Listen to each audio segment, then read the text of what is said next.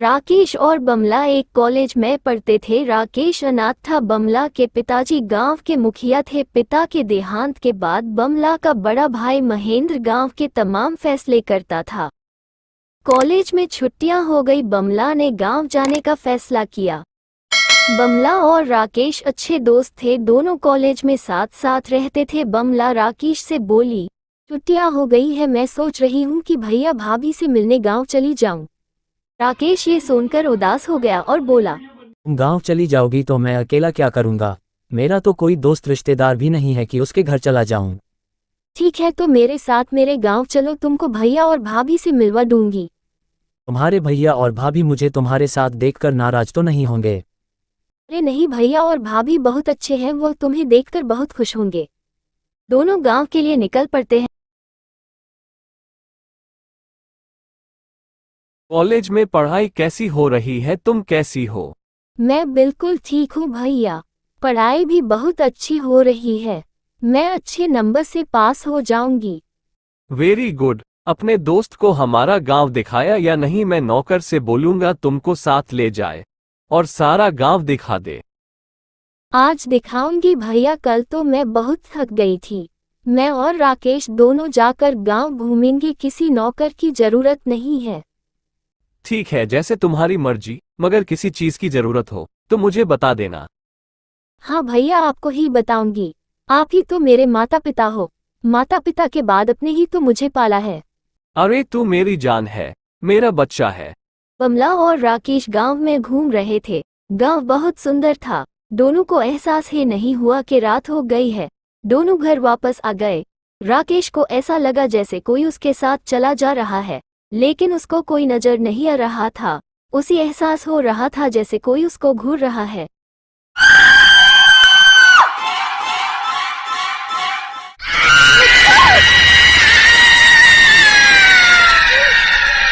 रात को राकेश को कुछ आवाजें आए। वो नींद से जाग गया। उसके कमरे में तूफान आया हुआ था। हर चीज हिल रही थी। वो डर गया। उसके मुंह से एक चीख निकल गई। चीख की आवाज सुनकर बमला और महेंद्र दोनों कमरे में आ गई। क्या हुआ? तुम क्यों चीख रहे थे? सब ठीक तो है ना? तुम्हारी तबीयत तो ठीक है? मैं ठीक हूँ, लेकिन मुझे खौफनाक आवाज़ें आ रही थी। कमरे में भूकंप आया हुआ था, हर चीज़ हिल रही थी। ऐसा लगा जैसे कोई मुझसे कुछ कहना चाहता है। तुम क्या कह रहे हो? ना तो कोई भूकंप आया है, हमने तो कोई डरावनी आवाज नहीं सुनी।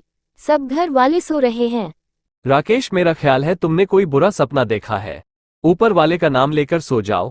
कुछ नहीं है, सिर्फ एक बुरा सपना था। राकेश का दिल ये बात नहीं मान रहा था। उसको यकीन नहीं आ रहा था कि यह सब कुछ एक सपना था। उसको ये भी समझ नहीं आ रहा था कि यह सब कुछ क्या हुआ है। वो चुप करके सो गया। वो दोनों गांव घूम रहे थे।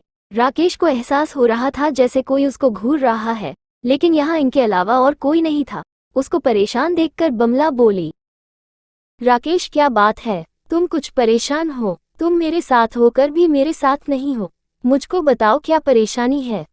मुझको ऐसा लग रहा है जैसे कोई मुझको देख रहा है, लेकिन देखने वाला मुझको नजर नहीं आ रहा। मुझको डर भी लग रहा है। अरे कोई होगा तो तुमको नजर भी आएगा ना। तुमको सिर्फ बहन हो रहा है। यहाँ हम दोनों के सिवा कोई भी नहीं है। तुम शांत हो जाओ, देखो मौसम कितना सुहाना है। बमला और राकेश को एहसास ही नहीं हुआ दोनों कब एक दूसरे से प्यार करने लगे। दोनों का दिन एक दूसरे के बगैर गुजरता ही नहीं था। राकेश बमला से बोला, मैं तुमसे प्यार करने लगा हूँ। अगर तुम मुझको ना मिली तो मैं मर जाऊंगा। तुम्हारे बगैर जिंदा रहने का मन नहीं है। तुम बिल्कुल पागल हो। मैं कब से तुमसे ये सुनना चाहती थी। मैं भी तुमसे प्रेम करती हूँ। मैं तुमसे शादी करना चाहता हूँ। तुम्हारे भैया और भाभी मान जाएंगे। थोड़ा मुश्किल है, लेकिन तुम धीरज रखो। मैं भैया से बात करूंगी, वह जरूर मान जाएंगे। मैं भी तुमसे शादी करना चाहती हूँ। रात को डरावनी आवाज सुनकर राकेश की आंख खुल गई। कोई उसको कुछ कह रहा था। तुम यहाँ से चले जाओ, वरना तुम्हारा अंजाम अच्छा नहीं होगा। मैं तुम्हारा खून पी जाऊंगी। बमला को भूल जाओ। मैं बिमला से प्रेम करता हूँ। उससे शादी करना चाहता हूँ। तुम कौन हो? बिमला को भूल जा। शहर वापस चला जा। अपनी जान बचा, वरना मारा जाएगा। महेंद्र ने बिमला से कहा, बिमला, मैं तुम्हारे लिए साथ वाले गांव के मुखिया के बेटे को पसंद किया है। मैं तुम्हारी शादी उसके साथ करूंगा। वह हमारी तरह अमीर लोग हैं। नौकर चाकर गाड़ी बंगला सब कुछ उनके पास है। तुम उसे घर में बहुत खुश रहोगी। भैया मैं किसी को कॉलेज में पसंद करती हूँ, उससे शादी करना चाहती हूँ, आप उससे मिल लो। विमला और राकेश दोनों ये सुनकर बहुत परेशान हो गए। दोनों विचार करते हैं कि शहर जाकर शादी कर ले, भैया और भाभी को बाद में बता देंगे। दोनों रात को शहर जाने का प्लान करते हैं। राकेश घर से दूर बिमला का इंतजार कर रहा था। बिमला उसके पास आए। बिमला की आंखें लाल थी, अंदाज कुछ बदला बदला था। बिमला ने राकेश पर चाकू से वार किया। राकेश घायल होकर गिर पड़ा।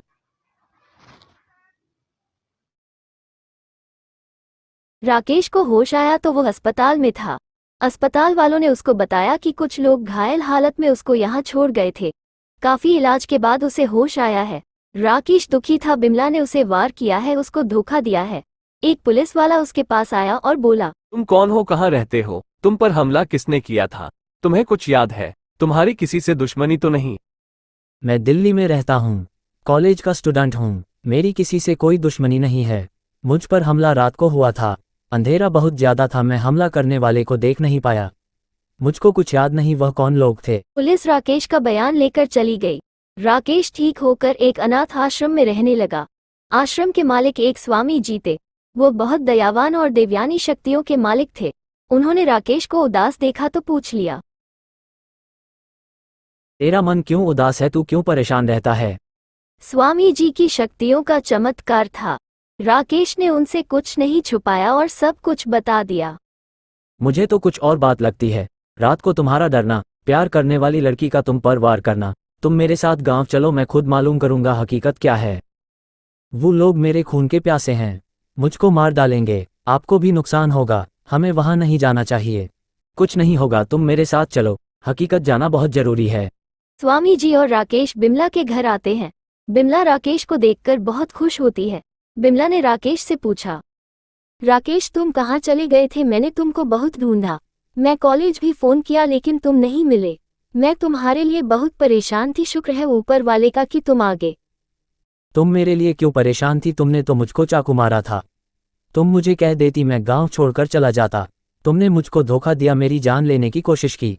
मैं तुमको कभी माफ नहीं करूंगा। मैंने तुम पर कोई बार नहीं किया, ना तुमको धोखा दिया है।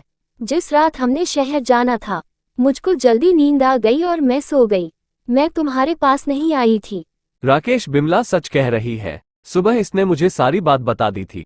मैं भी इसकी खुशी की खातिर रजामंद हो गया था। तुम कहाँ चले गए हमें कुछ पता नहीं चला, हमने तुमको बहुत ढूंढा, तुम नहीं मिले। मैं ये सब कुछ पता करने ही इधर आया हूँ। मैं भी यह जानना चाहता हूँ ये क्या मामला है। वह कौन था जिसने राकेश पर हमला किया? तुम दोनों के रिश्ते के दरमियान नफरत किसने पैदा की? तुम लोग परेशान मत हो, मैं सब कुछ मालूम कर लूंगा। स्वामी जी ने मंत्र पढ़ना शुरू किया। मंत्र के उच्चारण के बाद स्वामी जी बोले, तुम जो कोई भी हो मेरे सामने आओ, वरना मैं तुमको जलाकर भस्म कर दूंगा। अचानक वहां पर भूकंप आ गया, हर चीज हिलने लगी। एक बहुत बड़ा बवंडर आया। बवंडर का अंत होते ही एक चुड़ैल प्रकट हुई। चुड़ैल स्वामी जी को घूर रही थी। स्वामी जी बोले, तू कौन है और तूने राकेश को मारने की कोशिश क्यों की? जल्दी बता वरना तेरा अंत निश्चित है। मैं रजनी हूँ, महेंद्र की बड़ी बहन। यह मेरी बहन को बर्बाद कर रहा था, इसलिए मैंने इस पर हमला किया। मैं इसलिए इसको मारना चाहती थी। रजनी मेरी बहन, तू कहाँ चली गई थी? हमने तुझको कितना ढूंढा। पिताजी भी तुझको याद करते करते स्वर्ग सुधार गए। तेरे साथ क्या हुआ? तू चुड़ैल कैसे बन गई? मुझे सब कुछ पता। माँ, बापू और भैया मुझे बहुत प्यार करते थे। बापू ने खेतों में काम करने के लिए एक परदेसी आदमी को नौकर रखा। उसका नाम अर्जुन सिंह था। वो बहुत ज्यादा सुंदर था। अर्जुन सिंह अक्सर किसी न किसी काम से घर आया करता था। मुझे पता ही नहीं चला कि कब मुझे उससे प्यार हो गया। मैंने उसको अपने प्रेम के बारे में बताया। ये सुनकर वो बहुत ज्यादा खुश हो गया। पिताजी ने मुझे बताया कि वो मेरी शादी किसी बड़े घर में तय कर रहे हैं। ये सुनकर हम दोनों परेशान हो गए और हमने घर से भागने का फैसला किया। मैं अर्जुन सिंह के साथ उसके गांव आ गई। मेरा तमाम सोना अर्जुन सिंह ने ले लिया और खर्च कर दिया। गांव का मुखिया बहुत जालिम था। अर्जुन सिंह ने उसे कर्ज लिया था। कर्ज वापस ना मिला तो उसने मुझे अपना नौकर बना लिया। अर्जुन सिंह मुझे छोड़कर वहां से भाग गया। मैं राजकुमारी की तरह रहती थी। नौकर बन उनकी सेवा करते करते बीमार हो गई। किसी ने मेरा इलाज नहीं कराया। मैं बीमारी के कारण तड़पते तड़पते मर गई। मेरा अंतिम संस्कार नहीं हुआ, इसलिए मैं चुड़ैल में बदल गई। मैंने अपने ऊपर होने वाले हर जुर्म का बदला लिया। मैंने मुखिया और उसके परिवार को मार दिया। मैं अपनी तरह अपनी बहन को बर्बाद होते नहीं देखना चाहती थी, इसलिए मैं राकेश पर हमला किया, उसकी जान लेने की कोशिश की। तुम्हारा तरीका गलत था। जब राकेश ने कोई जुर्म किया ही नहीं तो उसकी सजा देना ठीक नहीं था। मैंने तुझको माफ किया मेरी बहन। तुम एक बार मुझसे बात कर लेती तो तुम्हारे साथ ये सब कुछ ना होता। स्वामी जी ने आत्मा की शांति का यज्ञ किया। रजनी वहां से चली गई। राकेश और बिमला की शादी हो गई।